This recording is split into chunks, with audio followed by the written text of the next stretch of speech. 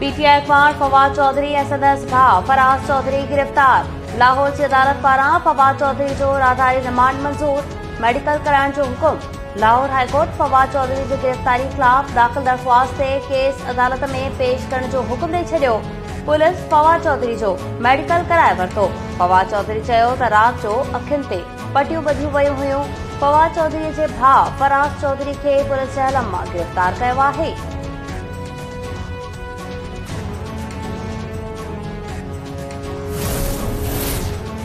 PTI chairman Imran Khan जो फवाद चौधरी जी घरवारी हिबा चौधरी के फोन। फवाद चौधरी जी गिरफ़्तारी जी मज़मत, मुकमिल सहकार जी ख़ातिरी। इमरान खान चयो आहे त हाणे पाकिस्तान जी बनाना रिपब्लिक हुअण में को बि शक नाहे रहियो। मूंखे इम्पोर्टेड हुकूमत गिरफ़्तार नथी करे सघे। मुल्क जो 22 करोड़ अवाम असां सां गॾु आहे। फवाद चौधरी ख़िलाफ़ केस इंतकामी कार्रवाई आहे। मुल्क में कानून जी हुक्मरानी नाहे। बुनियादी हक़नि लाइ जदोजहद करणु घुर्जे।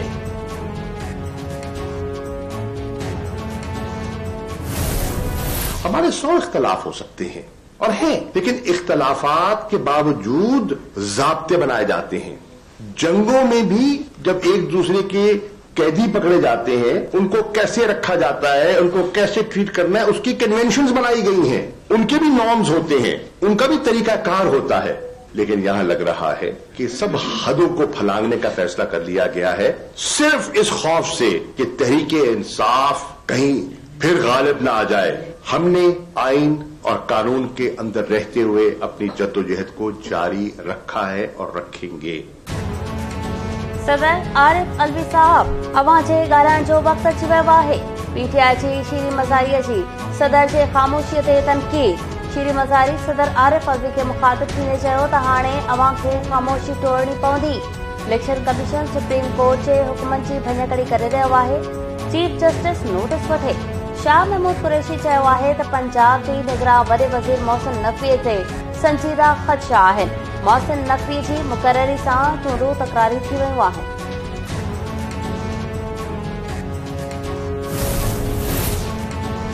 इलेक्शन कमीशन पीटीआई जे 43 MNAs खे डी नोटिफाई करे छॾियो।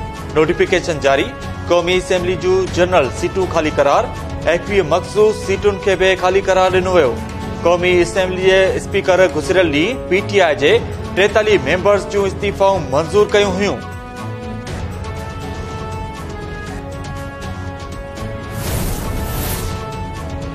इलेक्शन कमीशन चूंड जी तारीख़ मुक़रर करण लाइ पंजाब ऐं केपी जे गवर्नर्स खे ख़त लिखी छॾियो।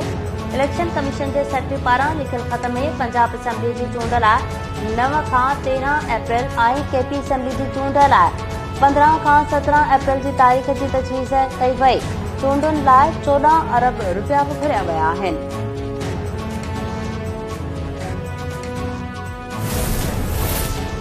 पीटीआई वारा इस्तीफ़ाऊं ॾियण खां पोइ क़बूल न करण लाइ मिनतूं करे रहिया आहिनि। इमरान खान ऐं संदसि साथी जंहिं असेंबली खे तस्लीम नथा कनि, उन में वापसि वञणु छो था चाहिनि?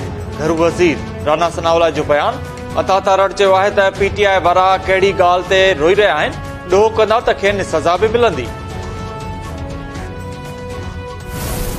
यूसीज की धांधली सिंध हुकूमत तस्लीम कर चुकी है। चले गलती तस्लीम कर चुकी है।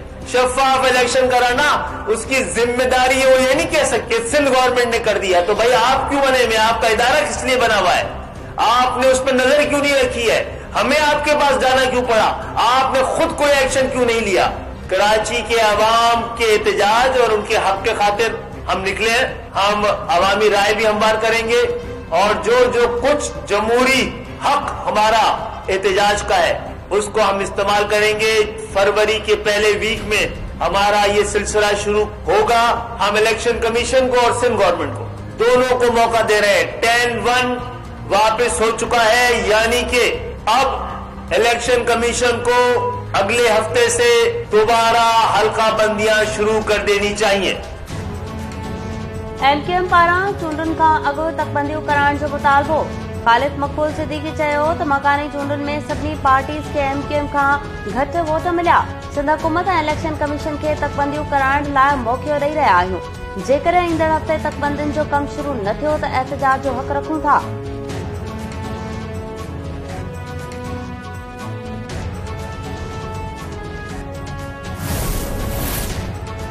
वॾे वज़ीर मुराद अली शाह ख़िलाफ़ नूरियाबाद पावर प्लांट रेफरेंस में बरत जी दरख़्वास्त ते फ़ैसिलो महफ़ूज़।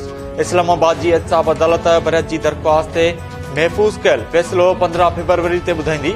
नेब रेफरेंस ख़ारिज करण ऐं बरत जी दरख़्वास्त जी मुखालफ़त करे छॾी।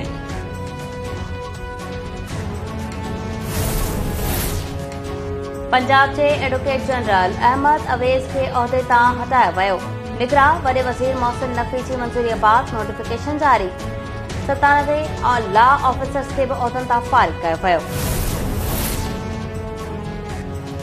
कोयटा जे बागसई टाउन में घर अंदर गैस सिलेंडर जो धमाको, 4 ॿार फौत, 2 औरतूं ज़ख़्मी। फौती ॿारनि जा लाश ऐं ज़ख़्मी अस्पताल मुंतक़िल। पुलिस जो चवणु आहे त गैस लीकेज सबबि सिलेंडर धमाके सां फाटी पियो आहे। ज़ख़्मी औरतुनि जी हालत गणती जोगी आहे। जन जो इलाज जारी आहे।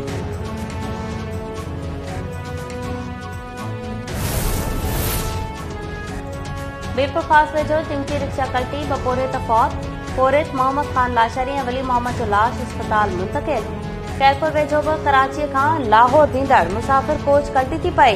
3 औरतुनि समेत 10 मुसाफ़िर ज़ख़्मी। ज़ख़्मियुनि खे सिविल अस्पताल मुंतक़िल कयो वियो। हिक औरत जी हालत गणती जोगी।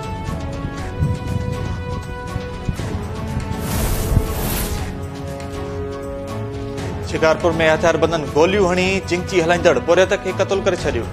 पुलिस जो चवणु आहे त वाक़े जो कारण मालूम न थी सघियो आहे। मारिजी वियल पुरियत अली जान बिरोही जो लाश अस्पताल मुंतक़िल कयो वियो आहे। मामले जी वधीक जांच कई पई वञे।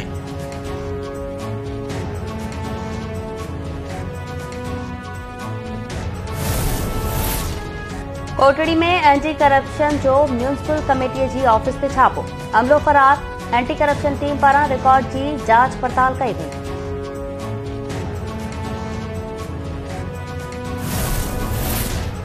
ककड़ वेझो पुरसरार नमूने गुम थी वियल नौजवान जो गोलियूं लॻल लाश हथ।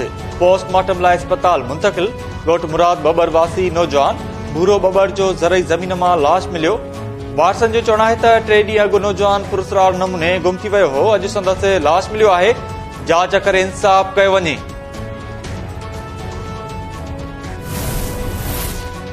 मीरपुर साकरो वेझो दर्स ऐं सूमरा बिरादरी जे बिंदुरनि में फसल जे भेल तां झेड़ो। 12 ॼणा ज़ख़्मी, अस्पताल मुंतक़िल।